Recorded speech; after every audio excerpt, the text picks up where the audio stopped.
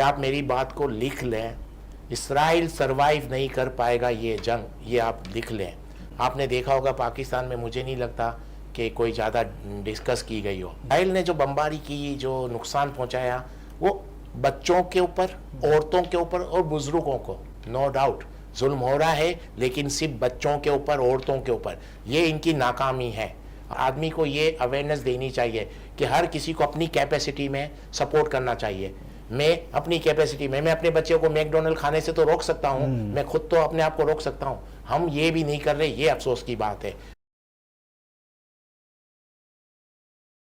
इकबाल साहब, आपकी तरफ आता हूँ कि माशाल्लाह आप हमारे कई प्रोग्राम के ज़ीनत बने और जिस तरीके से आप गुफ्तगू करते हैं, हमारे साथ पीटीआई के मेहमान भी साथ ही होंगे।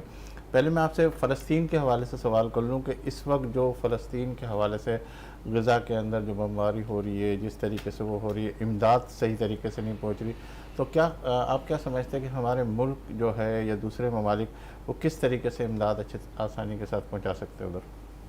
देखिए, गवर्नमेंट के हवाले से तो नहीं कह सकता, प्राइवेटली लोग काफ़ी अपने हिसाब से कोशिश कर रहे हैं इमदाद पहुंचाने की, लेकिन उसकी नाकाबंदी ऐसे है कि कुछ पहुंच पा रहा है, कुछ नहीं पहुंच पा रहा। लेकिन अल्हम्दुलिल्लाह, देखिए आप एक चीज़, अगर फ़लस्तीन के अगर आप पूरे देखें जंग को, तो हमारे यहाँ फ़लस्तीन के हवाले से उस तरह डिबेट नहीं की जाती जिस तरह से लोगों को अवेयरनेस हो और उसमें उनका इंटरेस्ट बढ़े।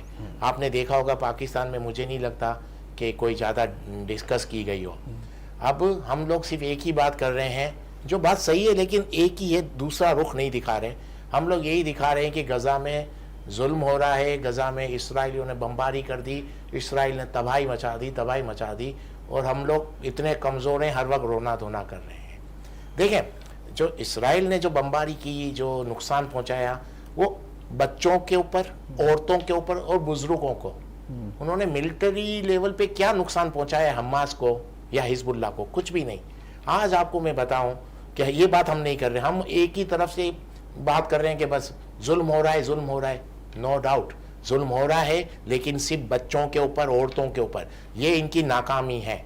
आज ऐसे हालात चल रहे हैं कि आप मेरी बात को लिख लें, इसराइल सरवाइव नहीं कर पाएगा ये जंग, ये आप लिख लें। फ़लस्तीन की आज़ादी रोक ही नहीं सकता। ये जंग आज ख़त्म हो, 1 साल बाद ख़त्म हो या 10 साल बाद ख़त्म हो, फ़लस्तीन आज़ाद हो जाएगा। अगर हम देखें 1948 से इसराइल बच्चे, औरतों और बुजुर्गों पे तो जुल्म कर ही रहा है। बच्चों को मार देता है, छोटी छोटी बच्चियों के साथ रेप कर रहा है। ये अभी से नहीं, पिछले 50, 70, 80 साल से चल रहा है।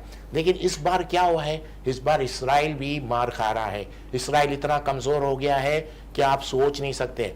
लेकिन हम लोगों को, हर आदमी को ये अवेयरनेस देनी चाहिए कि हर किसी को अपनी कैपेसिटी में सपोर्ट करना चाहिए।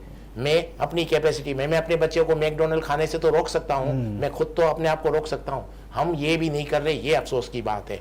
आज इसराइल सरवाइव नहीं कर पा रहा। ऐसे हालात हो गए हैं कि कुछ अरसे में आप देखना कि आपको खुद पता चलेगा कि इसराइल ये जंग हार गया है। बल्कि मैं समझता हूँ आज ये इसराइल जंग हार चुका है, लेकिन हम लोग बयान नहीं कर रहे, पता नहीं क्या खौफ है। लेकिन ये सच्चाई है, क्योंकि इतने सालों से जुल्म तो इतने सालों से हो रहा था। इस बार पहली बार ऐसा हुआ है कि इसराइल कमज़ोर होता जा रहा है। एक और आपको एग्जांपल दूं, नेतन्याहू ने अभी 2 दिन पहले ही अपनी वॉर कैबिनेट को तोड़ दिया, क्योंकि उसके जो लोग हैं, वॉर कैबिनेट के लोग, उसकी आवाम उसको साथ देने के लिए तैयार नहीं है। पूरी दुनिया के अंदर आप देखें, यूरोप में कितने जुलूस जलसे निकल रहे हैं। 93 कंट्री ने आईसीसी की जो अभी मीटिंग हुई थी, जो इन्होंने डिक्लेयर कर दिया फ़लस्तीन की आज़ादी और इसराइल को बाउंड किया। और कितने मुल्कों ने, इसराइल के कितने मुल्कों ने, यूरोप के कितने मुल्कों ने इसका असला रोक दिए हैं इनकी। और एक चीज़ बताऊं, जितनी मल्टीनेशनल कंपनियां इसराइल में इन्वेस्टमेंट कर रही थी, वो सब जा रही हैं। कुछ अरसे बाद आप में इसराइल में कोई इन्वेस्टमेंट करने वाला नहीं होगा, खुद इसराइली, क्योंकि इसराइल के जो लोग हैं यहूदी, वो आके आबाद हुए हैं बाहर, वो सब अपने मुल्कों की तरफ जा रहे हैं जहाँ से आए हैं। आज की जंग चेंज हो गई है और अल्हम्दुलिल्लाह फ़लस्तीनियों की आज़ादी बहुत करीब है।